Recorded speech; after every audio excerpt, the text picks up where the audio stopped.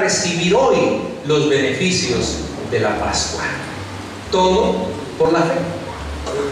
La Biblia dice que antes de que la fe actuara en la vida de Moisés, esa fe actuó en las vidas de sus padres, y por esa fe la vida de Moisés fue preservada. Por la fe, Moisés, cuando nació, dice la Biblia, fue escondido por sus padres por 3 meses, porque le vieron niño hermoso y no temieron el decreto del rey. ¿Por qué dice la Biblia que los padres de Moisés decidieron esconder a su hijo? Por la fe. Y déjeme recordarle, fe en la Biblia significa una firme persuasión, una convicción basada en la palabra escuchada. Y esta fe en la Biblia siempre es fe en Dios, fe en Cristo, fe en las cosas espirituales, fe en la palabra de Dios. No es fe en la fe.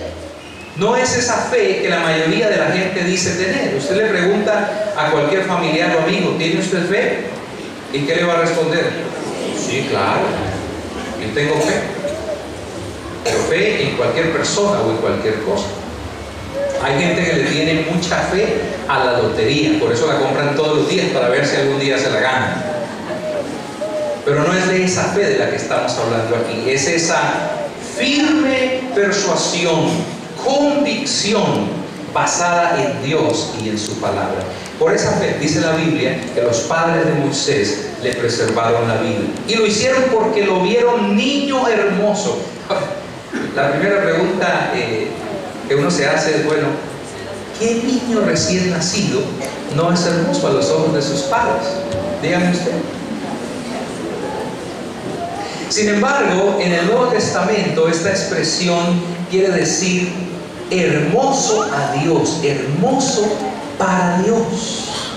Y se refiere entonces a una señal divina en Moisés que les permitió a sus padres afirmar su fe para estar convencidos de que Dios había escogido a este niño para cumplir con una misión especial. La Biblia dice pues que los padres de Moisés le preservaron la vida por la fe, porque le vieron niño hermoso, pero también porque no temieron el decreto del rey. El faraón de la época había dado una orden perentoria. Les había dicho a las parteras egipcias que atendían los partos de las mujeres hebreas: cuando asistáis a las hebreas en sus partos y veáis el sexo, si es hijo, matadlo, y si es hija, entonces viva. Bueno, pues al pasar por alto esta orden del faraón, los padres de Moisés estaban aplicando el principio de la sumisión absoluta, pero de la obediencia relativa. Sumisión absoluta, pero obediencia relativa. Y digo esto porque posiblemente usted enfrentará situaciones en las que tendrá que decidir si obedece la voluntad expresa de Dios o la voluntad humana de otra persona de autoridad en su vida, que puede ser su esposo, puede ser su papá, o puede ser su patrón, o puede ser el mismo presidente. En estos casos, siga el ejemplo de los padres de Moisés. Siga el ejemplo de Pedro y Juan. La Biblia dice que los representantes de la autoridad religiosa de los judíos les prohibieron en su momento hablar de Jesús. Mas Pedro y Juan respondieron diciéndoles: juzgad si es justo delante de Dios obedecer a vosotros antes que a Dios. En su soberanía, el Señor decidió preservar la vida de Moisés porque lo había escogido como libertador de su pueblo Israel. Los padres de Moisés percibieron cuál era la voluntad de Dios y se sometieron entonces a esa voluntad. Por eso, mi hermano, no vacile en hacer la voluntad de Dios, pues solo a Él le debemos sumisión absoluta, porque solo Él es autoridad absoluta. Y desde luego, esa sumisión requiere de fe. Necesitamos de fe para someternos a la autoridad absoluta de Dios. De paso, padres, ¿cuántos padres hay aquí en esta mañana? Padres y madres. Muy bien, pueden bajar su mano. Estén atentos a esas señales divinas que le indican que sus hijos han sido separados por Dios para su servicio en una misión particular, y no se opongan a los designios de Él. Pero veamos ahora cómo actuó la fe en la vida de Moisés. La fe condujo a Moisés a tomar 3 decisiones fundamentales que significaron la liberación final del pueblo de Israel de su esclavitud en Egipto. ¿Cuáles fueron estas decisiones? Que deben ser también las nuestras. Por la fe, renuncie a sí mismo. Yo le invito a que cierre sus ojos por un momento y repita conmigo estas palabras. Diga conmigo: por la fe, hoy renuncio a mí mismo. Dice la Biblia en el versículo 24 que por la fe Moisés, hecho ya grande, ¿qué hizo? Rehusó llamarse hijo de la hija del faraón. Ahora, esta palabra significa rehusar, significa negarse, renunciar, rechazar. En otras palabras, Moisés renunció a los privilegios que tenía como hijo adoptivo de la hija de faraón. ¿Cuáles privilegios? Entre otros, la oportunidad de ocupar el trono de Egipto y de ser el faraón, el rey del imperio más poderoso de la época. ¿Qué principios, qué convicciones tuvo en cuenta Moisés y cuáles debemos tener nosotros para tomar esta decisión? Para tomar la decisión de renunciar a nosotros mismos. Número 1, distinga entre lo eterno y lo temporal. Distinga entre lo eterno y lo temporal. La Biblia dice que Moisés escogió antes ser maltratado, sufrir adversidad con el pueblo de Dios, que gozar de los deleites temporales del pecado. La Biblia dice que Moisés escogió, porque escoger es una elección humana. Dios no lo obligó. Su decisión no fue una decisión precipitada o fruto de la emoción del momento. Fue una decisión bien meditada. Él colocó en una balanza lo mejor que le ofrecía a Egipto con lo mejor del llamado de Dios, y escogió el llamado de Dios. Cualquier observador despreocupado diría: pero qué decisión más tonta la de Moisés. Rehusar al dinero, a la fama, al poder, a la influencia, al roce social, a los placeres de la corte egipcia, por hacerse al lado de un pueblo de esclavos, pobres, sin patria, un pueblo que lo rechazó, que le causó tantos dolores de cabeza y que a la postre le impidió entrar a la tierra prometida. Bueno, Moisés entendió que hacerse al lado del pueblo de Dios, así esa decisión le significara maltratos y sufrimientos, era invertir en la eternidad.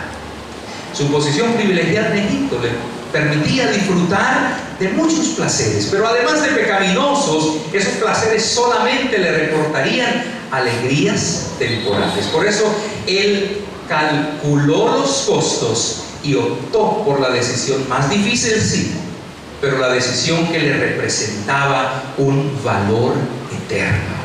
En su momento el Señor Jesucristo, aplicando este mismo principio, diría: porque todo el que quiera salvar su vida, la perderá. Y todo el que pierda su vida por causa de mí, del Evangelio, la salvará. Hermanos, renunciar a uno mismo es invertir en la eternidad. Esa fue también la decisión de Jesús, de quien la Biblia dice que siendo en forma de Dios, no estimó el ser igual a Dios como cosa a que aferrarse, sino que hizo ¿qué cosa? Se despojó a sí mismo, renunció a sí mismo, tomando forma de siervo, hecho semejante a los hombres, y estando en la condición de hombre, se humilló a sí mismo, haciéndose obediente hasta la muerte, y muerte de cruz. Por eso, déjame preguntarte en esta mañana, en las decisiones que has tomado, en las decisiones que estás tomando en estos días, ¿estás haciendo la diferencia entre el valor de lo eterno y el valor de lo temporal? ¿Estás invirtiendo para la eternidad o solamente preocupándote por lo temporal, por el día a día? De paso, hermanos, en la decisión de Moisés advertimos su amor por el pueblo de Dios, su concepción del valor del pueblo de Dios, un pueblo que es también eterno e indestructible como su dueño. Por eso vale la pena decidir por el pueblo de Dios, que hoy es la iglesia de Jesucristo. Si usted es de las personas que ve la iglesia como un grupo social más, como un club, si usted es de las personas que tiene algo en contra de la iglesia, en este día tome la decisión que tomó Moisés. Es mejor que se haga de lado de la iglesia, porque al hacerlo está invirtiendo para la eternidad. Pero para renunciar a usted mismo, ponga primero lo primero. ¿Qué debe poner primero? Lo primero. Versículo 26 dice: teniendo por mayores riquezas el vituperio de Cristo que los tesoros de los egipcios, porque tenía puesta la mirada en el galardón. En otras palabras, Egipto le ofrecía tesoros, pero Moisés escogió las riquezas del vituperio de Cristo. Es decir, escogió ser censurado y rechazado por los de su misma nación, tal como le ocurrió a Jesús. Egipto tenía muchos tesoros que ofrecerle a Moisés, pero él prefirió seguir el camino que más de 1000 años después seguiría el Hijo de Dios, camino que a la postre le llevó a la muerte y a la muerte de cruz. Déjame recordarte que el mundo hoy también tiene muchos tesoros que ofrecer, y muchos de esos tesoros son simplemente tentaciones disfrazadas de bendiciones. Por eso, no esté a la casa de tesoros. Si usted es un hijo de Dios, usted hace parte de un pueblo sumamente rico. Por eso el apóstol Pablo, en varias de sus epístolas, dice que ora para que nuestro entendimiento sea alumbrado y podamos ser conscientes de esas riquezas que tenemos en Cristo, para que sepáis, dice, cuál es la esperanza a que Él os ha llamado y cuáles las riquezas de la gloria de su herencia en los santos, para mostrar en los siglos venideros las abundantes riquezas de su gracia en su bondad para con nosotros en Cristo Jesús. Y a mí, que soy menos que el más pequeño de todos los santos, confiesa, me fue dada esta gracia de anunciar entre los gentiles el evangelio de las inescrutables riquezas de Cristo. Entonces, hermano, no es posible que usted desprecie las riquezas de la salvación, de la seguridad de la vida eterna, del perdón de sus pecados, de la paz que viene como resultado de estar reconciliado con Dios. ¿Cuánto valen esas cosas? ¿Cuánto vale la paz interior de la que usted disfruta? ¿Cuánto vale el perdón de sus pecados? Eso no lo compra todo el oro del mundo. El precio incalculable lo pagó ya el Señor Jesucristo en la cruz. Entonces, no lo desprecie. No lo desprecie por decisiones que le implican negar su fe en Cristo o negociarla. No desprecie las riquezas de pertenecer a la iglesia de Jesucristo, esta nación santa, este pueblo adquirido por Dios con la sangre de Cristo, destinado a dar testimonio de su carácter. No es posible entonces despreciar la riqueza de los propósitos eternos por ambiciones personales egoístas. Ponga primero lo primero, pero mire la recompensa. El versículo 26 dice que Moisés tenía puesta la mirada ¿en qué? En el galardón, en el galardón. En otras versiones de la Biblia, esta expresión dice: había quitado los ojos de toda otra consideración, había fijado sus ojos en la eterna remuneración. A Moisés no le interesaban los aplausos, los premios, las medallas, las coronas aquí, porque su meta, su mira era el galardón, el premio supremo, esa recompensa eterna otorgada por Dios a hombres como el apóstol Pablo, quien podía decir: he peleado la buena batalla, he acabado la carrera, he guardado la fe, por lo demás me está guardada la corona de justicia. Hombres y mujeres a quienes Dios dirá en aquel día: bien, buen siervo y fiel, en lo poco has sido fiel, en lo mucho te pondré, entra en el gozo de tu Señor. ¿Serás tú uno de ellos? ¿Dónde tienes puesta tu mirada? ¿Cuál es la meta de tu vida? ¿Para qué estudias y trabajas? ¿Son tus metas únicamente temporales? Y en esta mañana yo te animo a que, si no tienes metas para las diferentes áreas de tu vida, fíjate metas, y metas bien altas, pero recuerda que la meta suprema es el galardón eterno. Es la única meta digna, el galardón de Dios que nos espera a cada uno de nosotros. Y lo digo porque a veces estamos tan untados de mundo, tan embebidos en nuestros propios problemas, tan absortos en situaciones temporales, que perdemos de vista la eternidad. Por eso, hermanos, en medio de la realidad en la que vivimos, recordemos que nuestro reino no es de este mundo, que aquí somos apenas embajadores, peregrinos, que nuestra ciudadanía está ¿dónde? En los cielos. Veamos la realidad a la luz de la eternidad. Recuérdenle a la persona que tenía a su lado, dígale: hermano, hermano, recuerde, su ciudadanía está en los cielos. Usted es ciudadano del reino de Dios.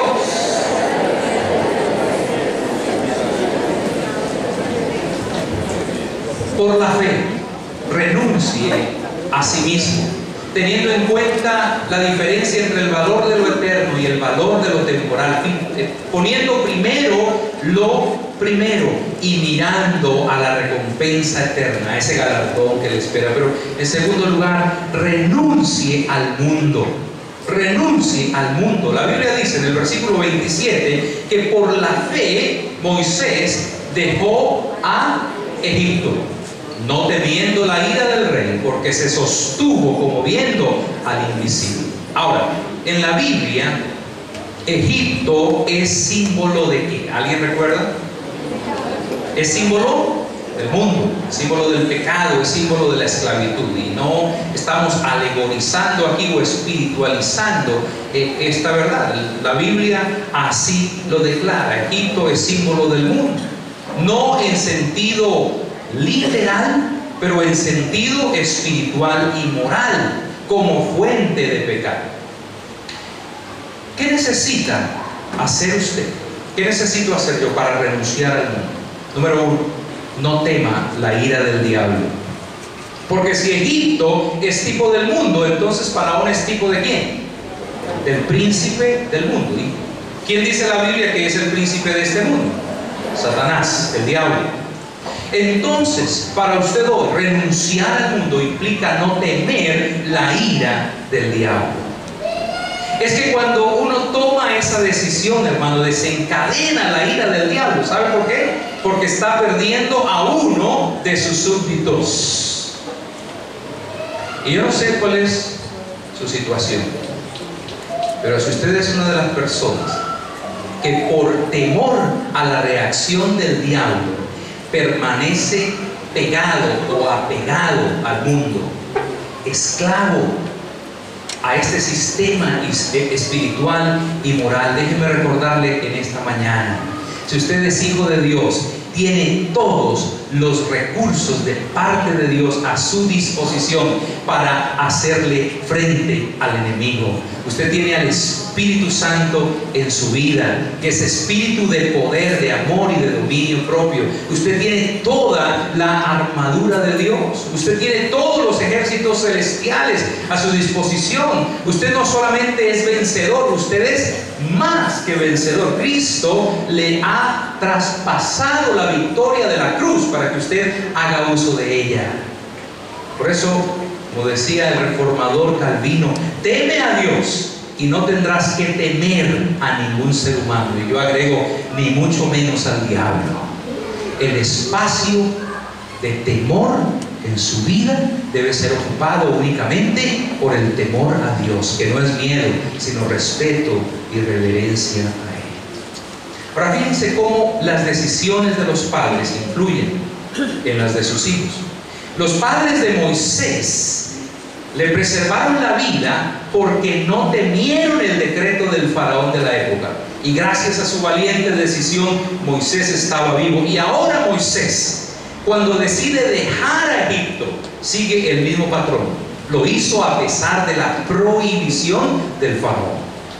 Padres, nuevamente, las decisiones que nosotros tomamos afectarán para bien o para mal a nuestros hijos. Quiera el Señor que las decisiones que tomemos sean sabias y sean correctas. Renuncia al mundo, no temiendo la ira del diablo, pero renuncia al mundo mirando solo al Señor. La Biblia dice que Moisés se sostuvo como viendo al invisible.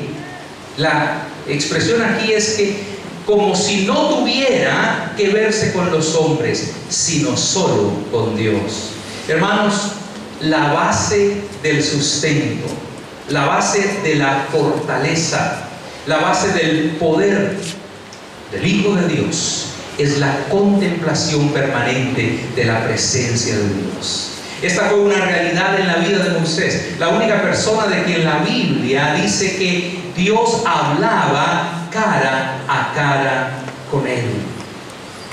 Se dice que el gran Napoleón Bonaparte, este estratega militar, antes de una batalla crucial, entraba solo a su tienda de campaña y comenzaba a llamar uno a uno a sus generales.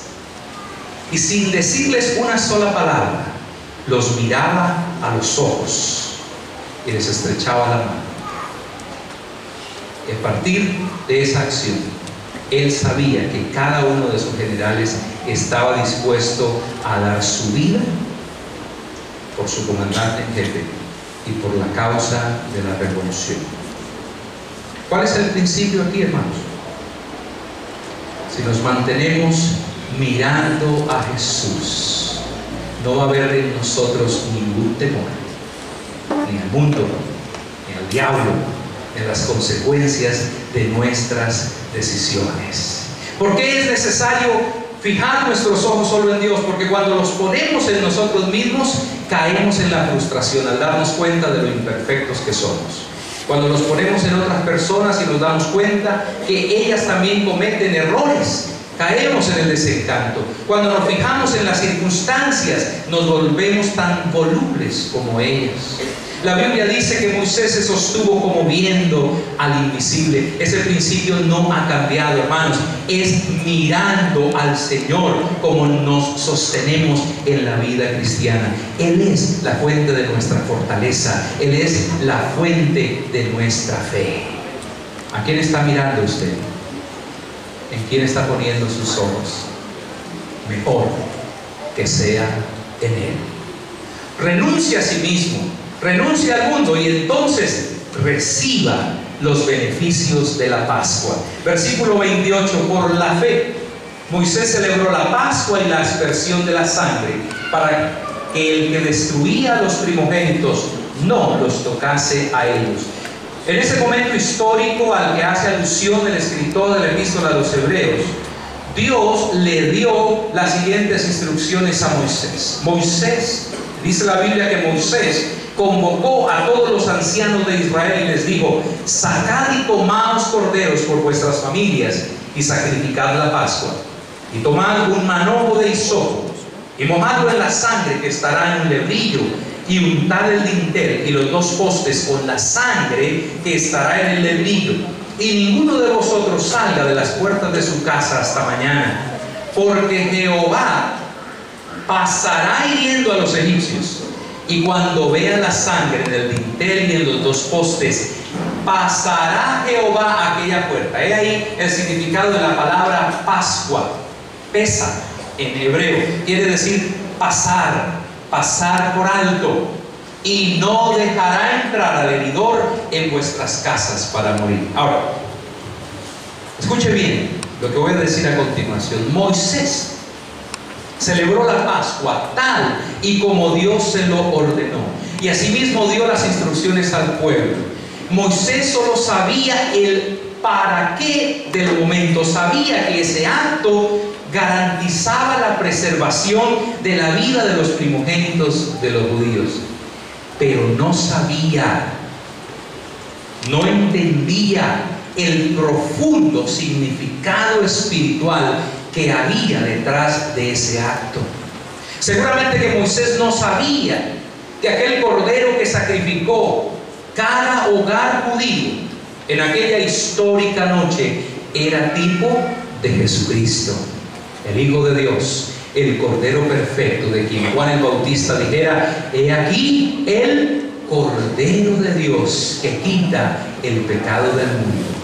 Seguramente que Moisés no sabía que más de 1000 años después de esa celebración, ese cordero sería sacrificado para cumplir con la promesa hecha por Dios mismo desde los comienzos de la humanidad, y que derramaría su sangre no solamente para la salvación de los primogénitos judíos, sino de toda la humanidad, incluido usted, incluido yo. Y si bien para los judíos la Pascua representó y representa hoy una conmemoración de la liberación de la esclavitud, el Señor Jesucristo reemplazó la Pascua por la Cena del Señor. Porque para nosotros hoy, la Cena del Señor es una conmemoración de la muerte de Cristo y la aceptación de ese nuevo pacto sellado con la sangre de Cristo.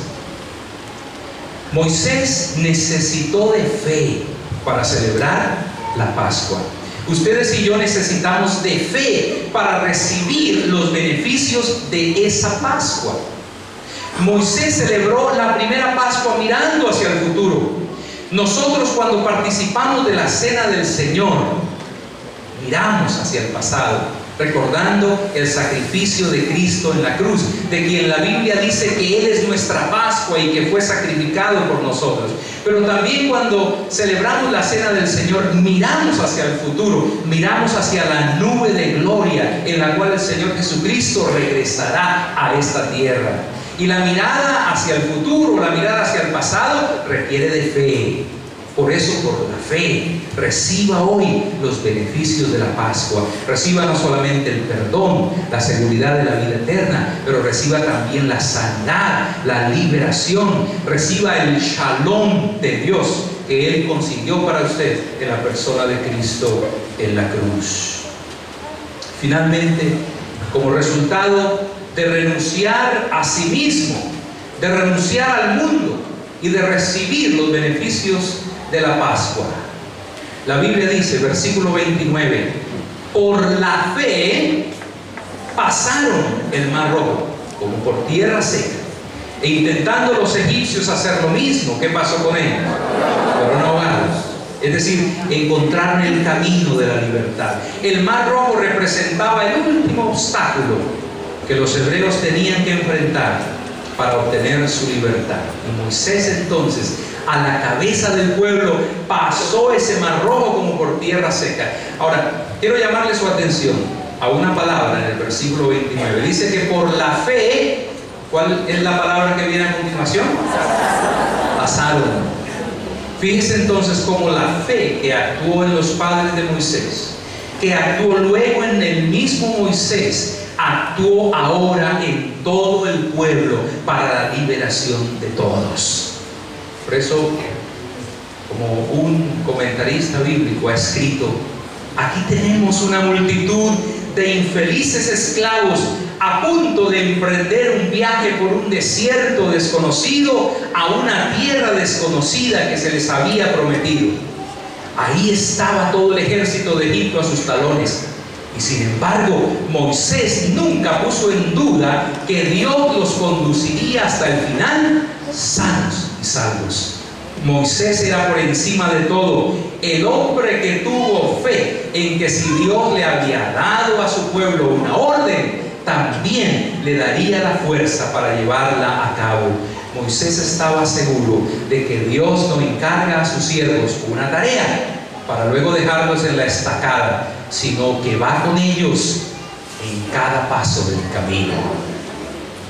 ¿Puede estar usted también seguro en esta mañana de que si Dios le ha encargado una tarea, Él no lo va a dejar a mitad de camino, sino que va a ir con usted a cada paso hasta llegar al final?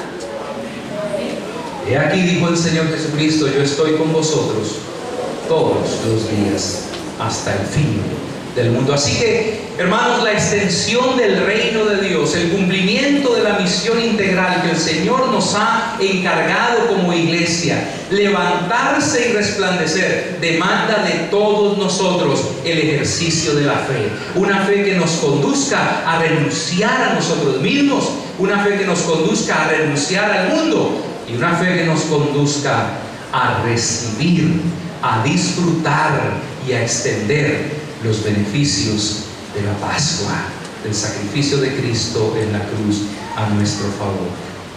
Yo quisiera saber quiénes aquí en este día, por la fe, están dispuestos a levantarse, a resplandecer.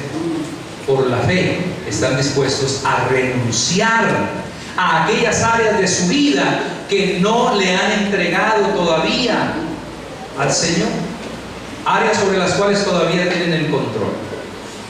Hay personas que tienen todavía en un archivo separado su mente, su lengua, otras áreas que no han sometido al control, sus emociones, al control del Señor, ¿no? Y parecen decirle al Señor: bueno, Señor, tú eres dueño de todo lo demás, pero mis pensamientos son míos y mis emociones también, así que yo reacciono como quiera, y mi lengua también, así que yo hablo lo que quiera y como lo quiera.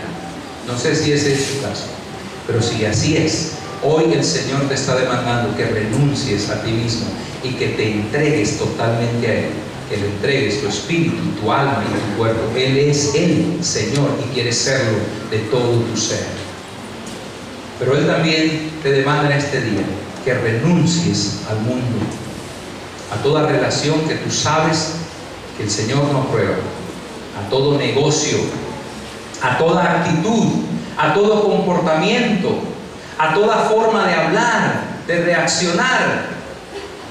Hay personas que, aunque asisten a los cultos y se cuentan como parte de la iglesia, siguen viviendo como si no tuvieran temor de Dios en el corazón, siguen usando los mismos parámetros, la misma moral del mundo, de este sistema espiritual y moral apartado del Señor. Hoy el Señor te exige que renuncies al mundo, y para eso se requiere de fe. La buena noticia es que la Biblia dice que la fe de Jesús, Él nos ha dado la fe de Jesús. En ti, si tienes a Cristo, está esa semilla de la fe que hoy tú puedes ejercitar para tomar la decisión de renunciar a ti mismo, al mundo, y para vivenciar los resultados, los efectos, los beneficios del sacrificio de Cristo en la cruz. Si esa es tu decisión, yo te invito a que te pongas de pie y a que en tus propias palabras comiences a expresarle al Señor tu decisión, que Él conozca tu decisión en esta mañana. Dios y tú saben exactamente cuáles son aquellas áreas de tu vida que necesitas colocar bajo su control, aquellas cosas a las que necesitas renunciar. Igualmente, toda esclavitud en la que te encuentres, toda ligadura, toda atadura al mundo, este es el momento para renunciar a ellos, y entonces puedas disfrutar completamente del perdón, de la limpieza, de la paz que el Señor Jesucristo conquistó para ti en la cruz del Calvario. Cierra tus ojos, por favor, y ocúpate de Él en esta mañana. Quizá esa renuncia no ha sido posible porque tus ojos no han estado puestos en Jesús. Comienza por ahí en esta mañana, pues es la presencia del Señor, la fuente de tu fe. Quita de tu mira toda otra persona o cosa que no sea la persona de Cristo. Puestos los ojos en Jesús, el autor y consumador de la fe, el autor y consumador de la fe, el cual por el gozo puesto delante de él sufrió la cruz, menospreciando el oprobio, y se sentó a la diestra del trono de Dios. En esta hora contempla a Jesús muriendo por ti en la cruz, pero resucitando de la tumba donde fue puesto, ascendiendo a los cielos y sentándose a la mano derecha del Padre, intercediendo por ti, extendiendo sus brazos, diciéndote: aquí te espero al final del camino. No desistas, no fracases, no vuelvas atrás, renuncia y sigue hasta el final, donde Él te espera con su galardón. Preséntate y preséntale al Señor aquellas áreas de tu vida a las que hoy necesitas renunciar. El Señor está aquí para recibirte, y Él lo hace con su corazón y con sus brazos abiertos. Ven a Él en esta hora, Él te recibe. En tus propias palabras, exprésale al Señor tu entrega total, tu entrega total. Si eres capaz, en esta mañana dile al Señor: Señor, cuenta conmigo desde la coronilla hasta la planta de los pies. Tienes todo mi ser, me entrego a ti sin reservas. Renuncio a todo aquello que hasta ahora me había reservado. Renuncio a toda atadura, a toda esclavitud con este ambiente en el cual vivo, para mirarte solo a ti y para disfrutar de toda tu provisión para mi vida. Recíbeme en esta hora, Señor.